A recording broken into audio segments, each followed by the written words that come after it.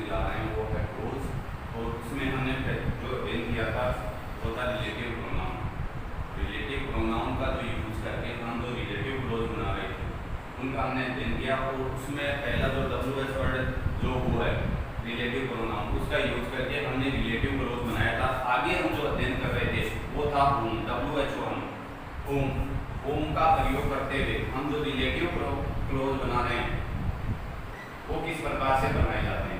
अब देखो, ये मैंने आपको पहले भी बताया था और आज दोबारा बता रहा हूँ कि होम का प्रयोग कब किया जाता है। जैसे मानो कि आपकी एग्जाम होगी और उसमें जैसे ब्लैंक आएगा, फिल इन द ब्लैंक्स, रिक्त स्थान आएगा, तो आपको करना क्या है, आपको देखना है कि इसका नियम ये होता है, यदि रिक्त स्थान से पहले कोई पर्सन हो, यदि रिक्त स्थान से पहले कोई पर्सन हो तथा रिक्त स्थान के बाद कोई पर्सन प्लस क्रिया हो, यदि रिक्त स्थान से पहले कोई पर्सन हो तथा रिक्त स्थान के बाद में कोई पर्सन प्लस क्रिया हो, तो रिक्त स्थान में क्या भरा जाता है, रिक्त स्थान में भूम भरा जाता है। रिक्त स्थान में क्या भरा जाता है, भूम भरा जाता है। इसका पैटर्न ये रहता है,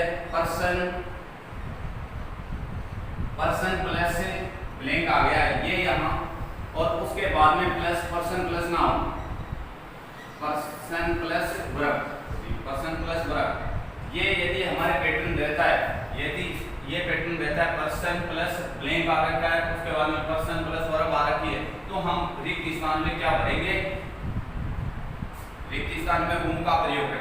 यहाँ पर्सन की जगह प्रोनाउन भी आ सकता है, या तो किसी व्यक्ति जैसे मानो कि कोई ऐसी नाउन आ जाए, जैसे बॉय आ जाए, गर्ल आ जाए, या जैसे मान लो किसी का नाम आ जाए, यहाँ पे कोई pronoun I, you, he, she, ये प्रोनाउन आ जाए, तो भी आपको उसको एक पर्सन मानते हुए आपको क्या करना है, ब्लैंक में क्या करना है, होम करना है।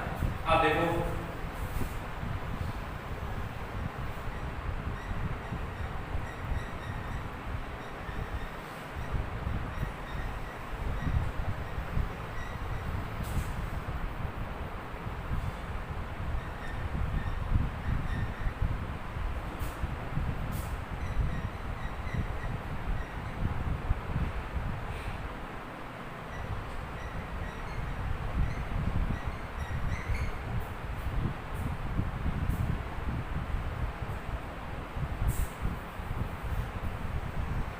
ये अब देखो, ये पर्सन आया हुआ है, ये ब्लैंक आया, तो आप इसमें होम, ये आई क्या आ गया है, यहाँ पे पर्सन या प्रोनाउन, दोनों में से एक आएगा, तो ये प्रोनाउन आ गया, और ये आगे भरा, तो हम ब्लैंक में क्या भरेंगे, WHOM, होम का प्रयोग करेंगे। आगे देखो,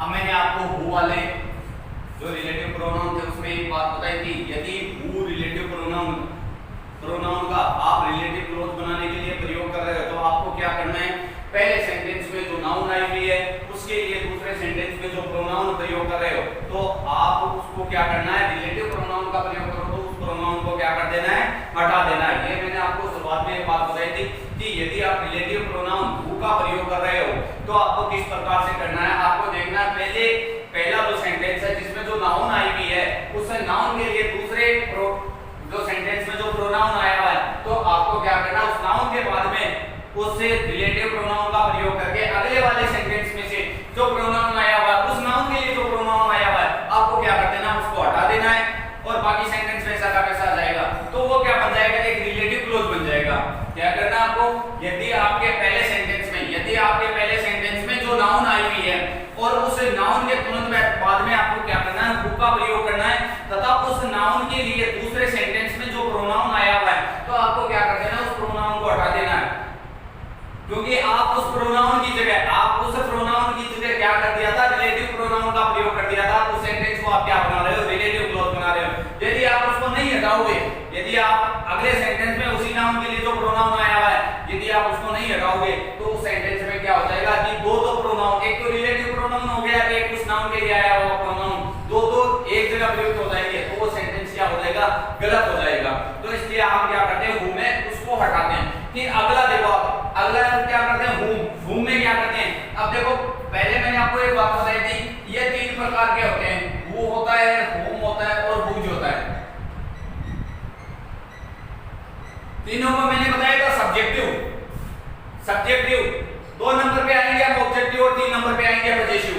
तो ये बात ध्यान में रखना कि यदि हम whom का प्रयोग कर रहे हैं, यदि हम whom का प्रयोग कर रहे हैं तो क्या हमें क्या हटाना पड़ेगा, उसमें से ऑब्जेक्टिव जो प्रोनाउन आया हुआ है वही हटाना पड़ेगा, ना कि आप सब्जेक्टिव को हटा दो।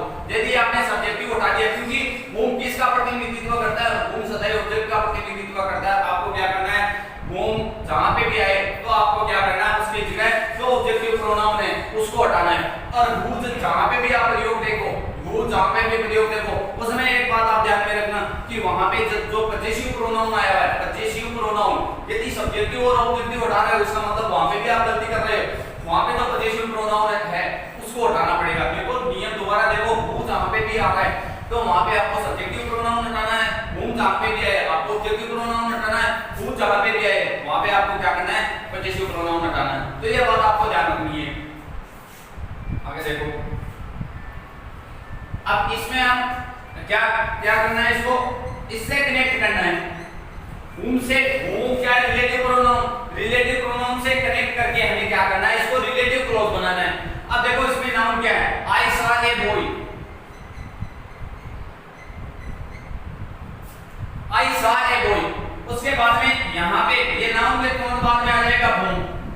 अब जो हमने whom लगाया तो एक बात हमारे दिमाग में आनी चाहिए कि हमने सर ने क्या बात बताई थी कि ये क्या करता है, ऑब्जेक्टिव जो प्रोनाउन आया हुआ है उसको हटाता है, ये उसकी जगह प्रयोग होता है। तो हमने तो यहाँ पे सी का सी आ गया, हेड आ गया, एक बॉय के लिए, एक लड़के के लिए, लड़के के लिए क्या होता है प्रोनाउन ही का ऑब्जेक्टिव क्या होता है, हिम। तो हमने इस हिम को हटा दिया क्योंकि हिम की जगह हमने क्या कर दिया, रिलेटिव प्रोनाउन लगा दिया, ये हिम की जगह लगा रिलेटिव प्रोनाउन। तो ये इस प्रकार से बनेगा।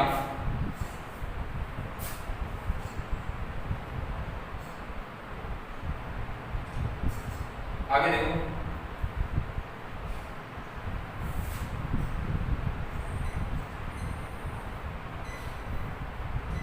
वुमन की जगह टीचर,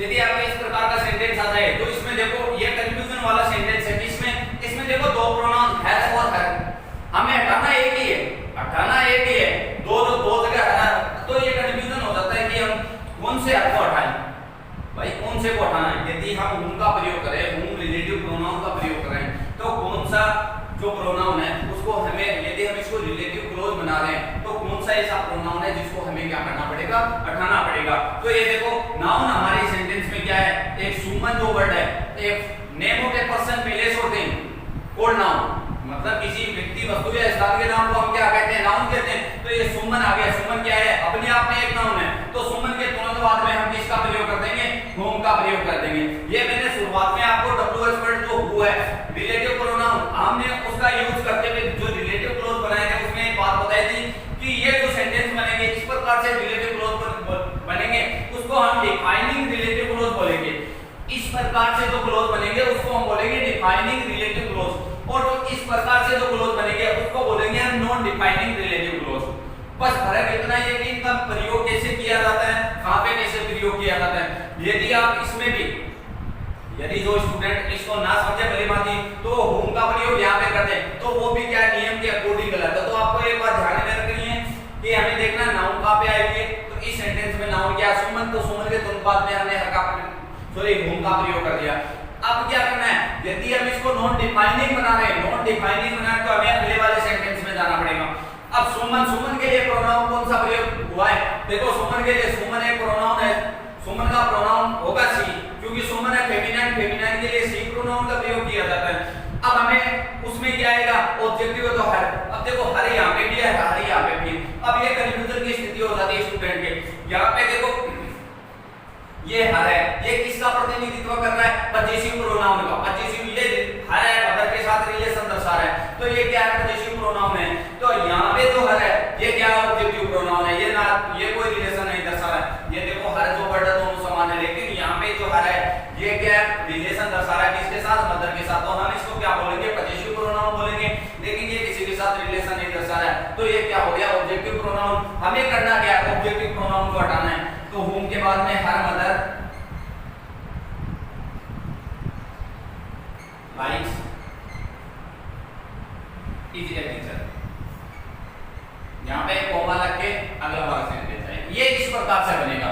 एक को बोला जाता है डिफाइनिंग, एक को बोला जाता है नॉन डिफाइनिंग। डिफाइनिंग किस प्रकार से बनेगा ये मैंने आपको बता दिया। नॉन डिफाइनिंग किस प्रकार से बनेगा, यदि डिफाइनिंग होगा उसमें क्या होगा, जो पहला जो सेंटेंस होगा या पहला जो क्लोज होगा उसके सबसे अंत में नाउन आएगी। तो हम क्या करेंगे, जो रिलेटिव प्रोनाउन का प्रयोग करेंगे तो उस नाउन के तुरंत बाद में प्रयोग कर देंगे। और अगला वाला सेंटेंस वैसे लेते आएंगे जहां पे जिस हमें प्रोनाउन को हटाना है, जो हम रिलेटिव जिस नाउन के लिए रिलेटिव प्रोनाउन का प्रयोग कर रहे हैं उस नाउन के लिए अगले सेंटेंस में जो प्रोनाउन आया हुआ है हमें क्या कर देना, उसको हटा देना। तो वो तो बनेगा कौन सा, डिफाइनिंग रिलेटिव क्लॉज बन जाएगा।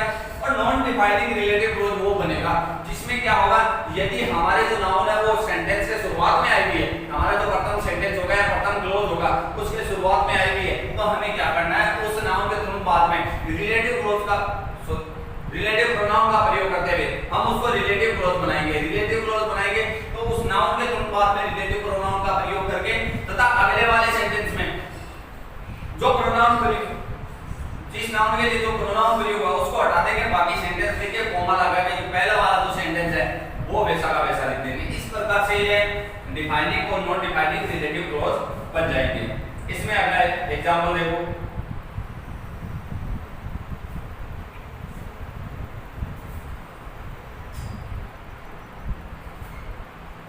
this is the ball,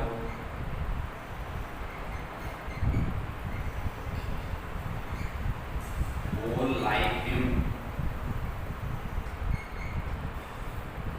अब देखो ये फर्स्ट बात, ये सही आपके जो एग्जांपल है ये सही तभी होंगे यदि आप इनको भली भांति सीख रहे हो। अब सेंटेंस में डिवाइडेड आना चाहिए हमें, ये बात मैं पहले भी बोल चुका, तभी आपके 3 नंबर के क्लॉज सही हो सकते हैं। किस प्रकार से कि हमें ये पता चलना चाहिए कि सेंटेंस में नाउन कौन सी है, इस नाउन के लिए प्रोनाउन अगले सेंटेंस में या अगले क्लॉज में कौन सा प्रोनाउन प्रयोग किया गया। जब तक इस बात का पता नहीं चलेगा तो हम क्या करेंगे, अब जैसे मान लो कि घूमे हमने क्या किया था, सब्जेक्टिव उड़ाया था, तो मान लो कि यहाँ पे सी आया तो सी उड़ गया था उसमें, लेकिन इसमें क्या है, इसमें ऑब्जेक्टिव उड़ाना पड़ा, हो जाएगा उसमें पजेसिव उड़ाना पड़ेगा। और जो जहां पे भी आ रहा है इसमें जरूरी है कि यहाँ पे, अब ये देखो कंक्लूजन की स्थिति वाला सेंटेंस था, यहाँ पे भी आएगा वहां पे भी आएगा। बहुत ज्यादा स्टूडेंट से इस सर को उड़ाएंगे, हर इस सर को उड़ाते ही उसका सेंटेंस क्या हो जाएगा, गलत हो जाएगा। तो ये बात भी आपको ध्यान से देखनी है कि इस सेंटेंस में जो नाउन है वो कौन सी आई हुई है, उस नाउन के लिए जो प्रोनाउन आया है वो प्रोनाउन कौन सा है। अब ये देखो दिस कभी भी नाउन नहीं हो सकता, इज नहीं हो सकता, दैट बॉय ये एक नाउन है, हमारे सेंटेंस में द बॉय है वो क्या है, एक नाउन है। तो हम क्या करेंगे, दिस इज द बॉय, ये डिफाइनिंग बन जाएगा, दिस इज द बॉय, इतना आ गया। उसके बाद में क्या करेंगे, हमें होम का प्रयोग करना। अब देखो आप बोर्ड, इसमें देखो द बॉय ये क्या है, नाउन के लिए उस सेंटेंस में प्रोनाउन क्या आया हुआ है, हिम। एक लड़का होता है मॉस्कुलाइन, उसके लिए जो प्रोनाउन प्रयोग किया जाता है वो होता है ही, और इसमें जो ही का ऑब्जेक्टिव क्या आया हुआ है, हिम आया हुआ है। हमें क्या करना है, यदि आप WH वर्ड अर्थात जो रिलेटिव प्रोनाउन है क्या होम का प्रयोग करेंगे तो हमें क्या करना पड़ेगा, जो अगले सेंटेंस में या अगले क्लॉज में जो प्रोनाउन आया हुआ है हमें उसको हटाना पड़ेगा। तो हम क्या करेंगे, इसको हटा देंगे ऑल लाइक, इस प्रकार से। अगला सेंटेंस देखो,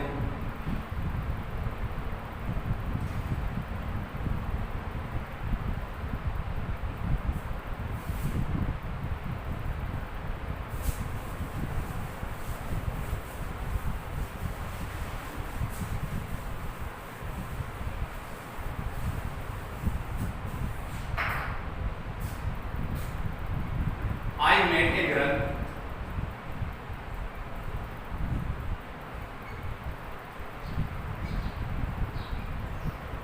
I got her English। अब हमें क्या करना है, इसको होम से कनेक्ट करके ये आपके एग्जाम में आएगा। तो आपको ऐसे ही आएगा कि आपको जिस प्रकार से इन जो रिलेटिव प्रोनाउन का यूज करते हुए क्या करना है, जो ब्रैकेट में जो वर्ड दिए गए उनसे कनेक्ट करते हुए न्यू सेंटेंस रिपोर्टिंग करनी है, न्यू सेंटेंस का निर्माण करना है। वो बात होगी वही है, ऐसा आपके एग्जाम में ऐसा दिया हुआ है। आपको क्या करना, होम से इसको कनेक्ट करके क्या बनाना है, इसको एक रिलेटिव क्लॉज बनाना है। अब ये आपके एग्जाम में आएंगे दो आएंगे, 3 नंबर के आएंगे, एक होगा 1.5 नंबर का। अब ये देखो शुरुआत में मैंने आपको वही बात बताई थी, वही आप बता रहा हूँ कि हमें डिसाइड करना है कि इसमें जो वर्ब कौन सी है, प्रोनाउन क्या है, नाउन कौन सी है। फिर अगले क्लॉज में जाएंगे तो उससे जो हमारा जो पहला सेंटेंस था अर्थात जो पहला क्लॉज था उसमें जो नाउन आई हुई थी उसके लिए हमारे जो सेकंड क्लॉज है उसमें जो प्रोनाउन है वो कौन सा आया हुआ, उसका सब्जेक्ट क्या है, उसका ऑब्जेक्ट क्या है, उसकी वर्ब क्या है। तो ये हर चीज हमें देखनी पड़ेगी। तो हम शुरुआत में आते हैं आई कभी भी नाउन नहीं हो सकता, क्यों, आई क्या है, एक प्रोनाउन है। तो हम क्या करते हैं, आई का आई लिख देंगे। उसके बाद में मेट, ये मीट की सेकंड फॉर्म है तो मेट का मेट लिख देंगे। अब है एक रल क्या है, एक नाउन है, ये क्या है, एक नाउन है, तो हम क्या लिख देंगे, एक रल। मैं ये बात दोबारा बता दूं कि ये क्या है, ये नाउन कहां पे आई हुई है, हमारा जो पहला क्लॉज है उसके अंत में आई हुई है, तो ये क्या बन जाएगा, डिफाइनिंग रिलेटिव क्लॉज बन जाएगा। इसके तुरंत बाद में तो हमने जो नाउन लिख दी, इसके तुरंत बाद में हमें क्या करना है, जो रिलेटिव प्रोनाउन आया हुआ है या जिस रिलेटिव प्रोनाउन से हम कनेक्ट कर रहे हैं उसको लिखना है हूं। अब एक बात नोट करनी है, एक गर्ल, एक लड़की, लड़की क्या है, फेमिनाइन, फेमिनाइन के लिए कौन सा प्रोनाउन प्रयोग किया जाता है, शी का ऑब्जेक्टिव क्या होगा, हर। तो इसका मतलब इस लड़की के लिए हर प्रोनाउन उसमें आया हुआ है, हर प्रोनाउन उसमें आया हुआ है, तो आई नहीं आएगा। टोट इंग्लिश। अब स्टूडेंट्स क्या करते हैं, इसमें जो ये प्रोनाउन आया हुआ है अब वो देखते हैं हमें तो ये प्रोनाउन हटाना है, कोई सा भी हटा। अब यहाँ पे सी आता तो भी सी नहीं हटता, यहाँ पे सी आता। जैसे मान लो कि यहाँ पे मैंने लिखा I met a girl, I taught her English. अरे यहाँ पे ये ऐसा I met a girl, she taught her English, ये आ गया तो भी यहाँ पे सी नहीं हटता। क्यों, क्योंकि सी किसका प्रतिनिधित्व कर रहा है, सी सब्जेक्ट का प्रतिनिधित्व कर रहा है। लेकिन हम यहाँ पे कौन से रिलेटिव प्रोनाउन का प्रयोग करते हुए रिलेटिव क्लॉज बना रहे हैं, whom का whom रिलेटिव प्रोनाउन का प्रयोग करते हुए रिलेटिव क्लॉज बना रहे हैं। whom किसका प्रतिनिधित्व करता है, ऑब्जेक्ट का प्रतिनिधित्व करता है। तो हमें क्या करना है, उससे तो अगले जो सेंटेंस है अर्थात जो पहले सेंटेंस में नाउन आई हुई है उसके लिए अगले सेंटेंस में क्या आया हुआ है, कोई ऑब्जेक्टिव प्रोनाउन आया हुआ है और हम इसको रिलेटिव जो क्लॉज बनाएंगे तो हमें क्या करना है, जो अगले सेंटेंस में जो ऑब्जेक्टिव प्रोनाउन है उसी को हटाना पड़ेगा। तो यहाँ पे सी होता तो सी भी नहीं हटता। तो ये बात भी आप देख लेना कि whom में सब्जेक्टिव प्रोनाउन हटते हैं, whom में क्या होता है, ऑब्जेक्टिव प्रोनाउन हटते हैं। आगे देखो, whose,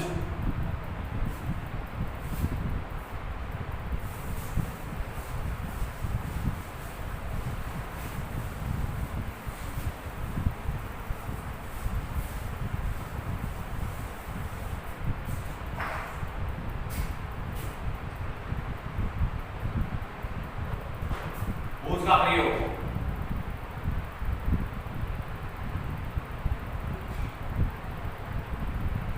अब देखो ये बात मैं पहले भी बता चुका, दोबारा बता रहा हूं कि who का प्रयोग होगा सब्जेक्ट के लिए, whom का प्रयोग होगा ऑब्जेक्टिव के लिए और whose का प्रयोग होगा पजेसिव के लिए। ठीक है, अब देखो इसका प्रयोग होता कहां पे, 1 नंबर। यदि रिक्त स्थान से पहले, यदि रिक्त स्थान से पहले कोई पर्सन हो तथा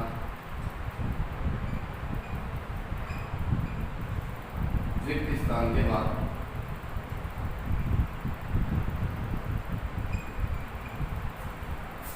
के बाद कोई वस्तु थिंग प्लस वर्ब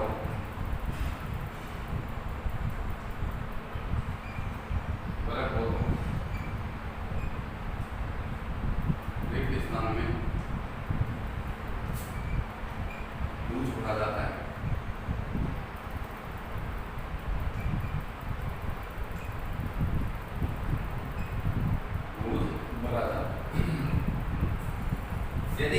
स्थान से पहले कोई पर्सन हो तथा रिक्त स्थान के बाद कोई वस्तु प्लस वर्ब हो तो हमें क्या करना है, रिक्त स्थान में हुज भरा जाता है। अब देखो इसका पैटर्न क्या होता है, पैटर्न ये होता है पर्सन प्लस या ब्लैंक आ गया और यहाँ पे आएगा थिंग प्लस इसका पैटर्न इस प्रकार से बनेगा। इसका पैटर्न क्या बनेगा, इस प्रकार से बनेगा। देखो हुज का प्रयोग अलग अलग तरीके से होगा, 4-5 तरीके से होगा। किस तरीके से होगा ये बात आपको नोट करनी है। एक जैसे आप मान लो कि हु का प्रयोग सीखा है, हुन का प्रयोग सीखा है रिलेटिव प्रोनाउन का, तो उसमें क्या था, एक नियम ही था, एक नियम के अलावा दूसरा नियम नहीं था। और जब हम हुज का नियम पढ़ेंगे तो हुज का नियम क्या होगा, हुज है जो ये एक पर्सन के लिए भी प्रयुक्त होता है, एक जो वस्तु है उसके लिए भी प्रयुक्त होता है, तो इसके नियम क्या थोड़े अलग अलग बनेंगे। तो इसका पहला नियम ये कहता है कि यदि रिक्त स्थान से पहले कोई पर्सन हो तथा रिक्त स्थान के बाद कोई वस्तु हो तो रिक्त स्थान के बाद कोई वस्तु प्लस वर्ब हो तो हमें क्या करना है, रिक्त स्थान में क्या पढ़ना है, हुज पढ़ना है। अब इसके एग्जांपल देखो,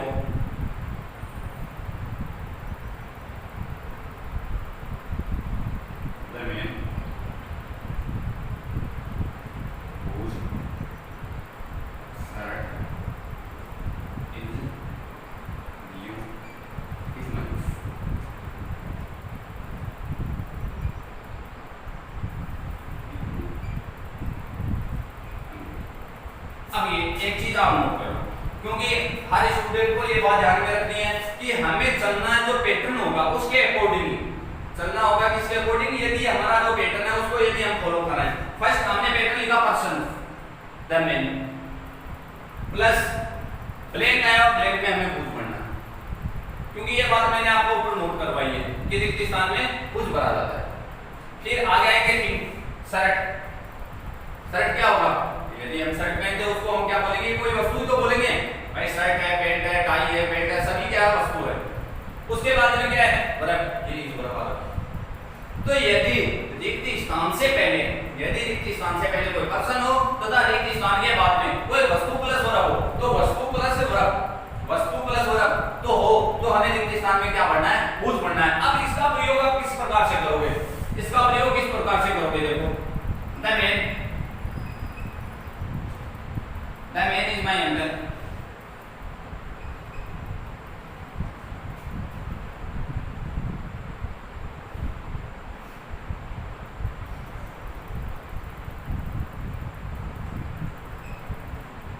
his shirt is blue। अब हमें इसको हुज से, अब मैंने आपको ये बात पहले नोट करवा दी कि हुज किसका प्रतिनिधित्व करेगा, जो पजेसिव प्रोनाउन है उसका प्रतिनिधित्व करेगा। हुज रिलेटिव प्रोनाउन है वो पजेसिव का प्रतिनिधित्व करेगा। तो हमें क्या करना है, पहले सेंटेंस में हम देखेंगे जो नाउन आई हुई है, हम जिस नाउन के लिए और जिस नाउन के तुरंत बाद में प्रयोग कर रहे हैं तो हम इसका मतलब उसी नाउन के लिए कर रहे हैं। तो उस नाउन के लिए अगले सेंटेंस में या अगले क्लोज में जो प्रोनाउन आएगा वो कौन सा प्रोनाउन आएगा, पजेसिव प्रोनाउन आएगा। आपको क्या करना, उस पजेसिव प्रोनाउन को हटाना है। ये बात आपको नोट कर लेनी है कि यदि आप इस प्रकार से नहीं करोगे कि वहां पे सब्जेक्टिव और ऑब्जेक्टिव आए हुए, तो यदि आप उसको हटाओगे तो इसका मतलब आप उसका प्रयोग सही तरीके से नहीं कर पा रहे हो, क्यों, हुज किसका प्रतिनिधित्व करता है, हुज सदैव पजेसिव प्रोनाउन का प्रतिनिधित्व करेगा। और हम जिस नाउन के लिए प्रयोग कर रहे हैं तो उस नाउन का जो प्रोनाउन है वो अगले क्लोज में क्या आएगा, पजेसिव प्रोनाउन आया हुआ होगा। हम हुज का यदि प्रयोग करेंगे तो उस पजेसिव प्रोनाउन को क्या कर देंगे, हटा देंगे। तो हम इस सेंटेंस में नाउन है द मैन के लिए हमने हुज का प्रयोग किया। अब द मैन आदमी के लिए हम किसका प्रयोग करेंगे, कौन से प्रोनाउन का, ही का। मॉस्क्यूलाइन होता पुल्लिंग के लिए ही प्रोनाउन का प्रयोग करेंगे।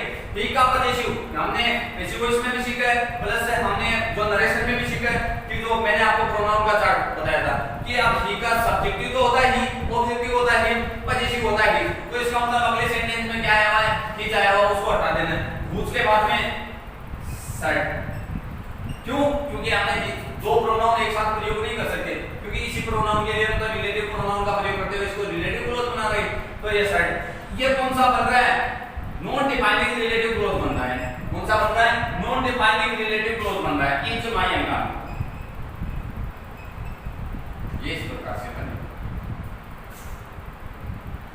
ये है नॉन डिफाइनिंग। यदि से हमारा जो सेंटेंस है अर्थात हमारा क्लोज है जिसके शुरुआत में यदि नाउन है उसके बाद में यदि हम जो रिलेटिव प्रोनाउन प्रयोग करके जो रिलेटिव क्लोज बना रहे हैं हम उसको क्या बोलेंगे नॉन डिफाइनिंग रिलेटिव क्लोज बोलेंगे।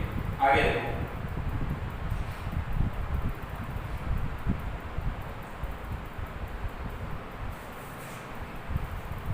I saw a boy.